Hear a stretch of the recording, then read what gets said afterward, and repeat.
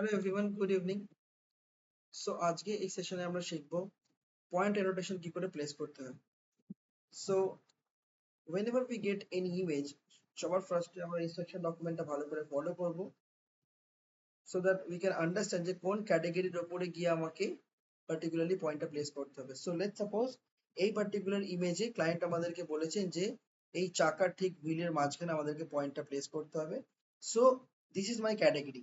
So I just need to select the point along with the car, right? And zoom করে আমরা ঠিক মিডলে পয়েন্টটাকে place করব।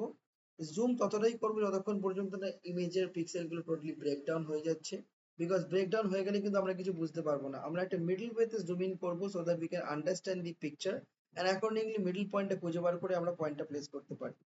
এই পয়েন্টটা প্লেস করলাম, আমি সেভ করলাম। সিমিলারলি এই চাকাতেও এই মিডলে আমি পয়েন্টটা প্লেস করলাম, আবার সেভ করলাম। আপনারা সবাই দেখতে পাচ্ছেন যে রাইট সাইডে দুটো ক্যাটাগরি ক্রিয়েট হয়ে গেছে কার নামে, রাইট? আমি যে কারের উপর কার্সারটা রাখছি দেখুন ওই পয়েন্টটা হাইলাইট হয়ে যাচ্ছে। So this is the way we need to create the point annotation. Thank you guys.